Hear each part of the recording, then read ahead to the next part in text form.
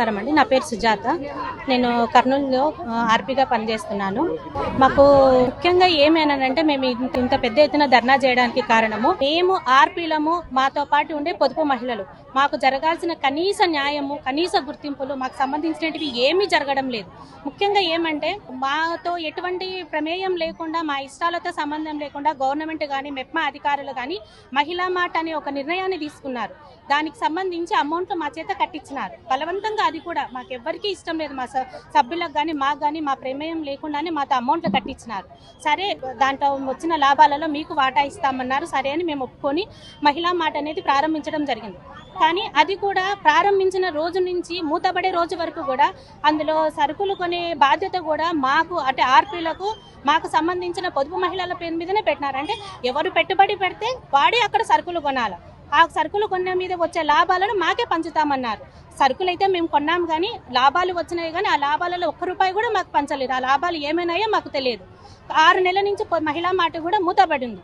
దానికి సంబంధించి ఏమున్నాయో లెక్కలు కానీ ఏమే కానీ మాకు లాభాలతో సంబంధం లేదు. మేము పట్టిన పెట్టుబడి వరకు మాకు రిటర్న్ రావాలి.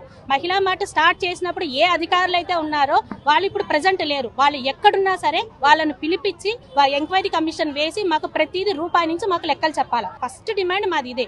తర్వాత వచ్చేసి శ్రీనిధికి సంబంధించి కూడా పొదుపులతో పాటు, అంటే సంఘ సభ్యుల సాధారణ పొదుపులతో పాటు శ్రీనిధికి కూడా మేము డబ్బులు కడుతూ వచ్చినాము. అక్కడ కూడా లోన్లు ఇస్తామన్నారు. సరే అని మా వాళ్ళు దాంట్లో కూడా పెట్టుబడులు పెట్టుకుంటా వచ్చినాము. కానీ ఇప్పటి వరకు మాకు అక్కడి నుంచి మా పెట్టుబడులు రిటర్న్ ఇవ్వడం కానీ, దాని మీద మాకు లోన్లు ఇవ్వడం కానీ ఏమీ జరగడం లేదు.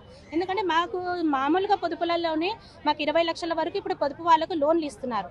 అవి కట్టుకుంటున్నారు. ఆర్థికంగా ఆడవాళ్ళు కూడా బాగా సమృద్ధిలోకి వస్తున్నారు. కాబట్టి మాకు శ్రీనిధి లోన్తో ఇంకా సంబంధం లేదు. మా పెట్టుబడులు మాకు రిటర్న్ ఇవ్వమని చెప్తున్నాం. అట్లే అభయ హస్తము, దీనికి కూడా అమౌంట్ కట్టారు. అర్హులైన వాళ్ళకు పెన్షన్ ఇవ్వడం కానీ లేదు అని అంటే మేము పెట్టిన అమౌంట్లు మాకు రిటర్న్ ఇవ్వండి. గవర్నమెంట్ ఇప్పుడు ఎన్నో పథకాలను ప్రవేశపెడుతుంది. ప్రతి పథకం కూడా ప్రతి ఇంటికి, ప్రతి సభ్యురాలికి, సభ్యునికి కానీ ఎవరికైనా చేరాలి అని అంటే ఆర్పీల ద్వారా మాత్రమే అది సాధ్యమవుతుంది. కానీ ఆర్పీలకు ఎటువంటి గుర్తింపు లేదు. ఏ పథకం వచ్చినా మీరు చెప్పండి, మీరు చెయ్యండి అని అంటున్నారు. కానీ మేము అన్నీ చేస్తున్నా, ఏమి చెప్తున్నా కూడా మాకంటూ ఒక గుర్తింపు లేదు ఎక్కడ కూడా. అదే కాకుండా మాకు గౌరవ వేతనం ₹8,000 అని చెప్పినారు. ఐక్య సంఘం నుంచి 2,000, మొత్తం 10,000 అని చెప్పినారు. ఐక్య సంఘం నుంచి కూడా 2,000 వస్తుంది. కానీ గవర్నమెంట్ వాళ్ళు చెప్పిన ప్రకారంగా 8,000 అనేది 100కి 1 కూడా రావడం లేదు. అన్ని మేము మీటింగులు చేసి ఆన్లైన్ అప్డేట్ చేస్తేనే మీకు శాలరీస్ అన్నారు. సరే, ఆ విధంగానే చేస్తున్నా కూడా మాకు వచ్చే 8,000లో ₹90, 300, 400, 8,000 100కి 1 వస్తే గొప్ప. ఈ విధంగా మాకు శాలరీస్ ఇస్తుంటే ఏ పని చేయాలన్నా మాకు బుద్ధి పుట్టడం లేదు. అంతేకాకుండా ఆన్లైన్ యాప్లను పెడుతున్నారు.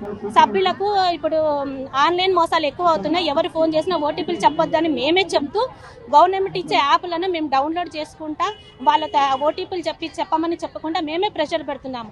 ఓటీపీలు చెప్పొద్దనేది మీరే, ఓటీపీలు చెప్పమని మీరే అనేది వాళ్ళు మా మీద యాసరిక పడుతున్నారు. ఇది ఇలాగైనా కొనసాగిందంటే పొదుపు సంఘాలు ఉండవు, పొదుపు సభ్యులు ఉండవు. అసలు ఈ మెప్మా డిపార్ట్మెంట్ అనేది కనుమరుగు లేకుండా పోతుంది. కాబట్టి ప్రభుత్వం దీన్ని గుర్తించుకొని మమ్మల్ని, మాకంటూ ఒక గుర్తింపు ఇస్తూ మా డిమాండ్లన్నీ నెరవేర్చాలని కోరుచున్నాను. నా పేరు సుజాత. నేను జిల్లా ట్రెజరర్ని.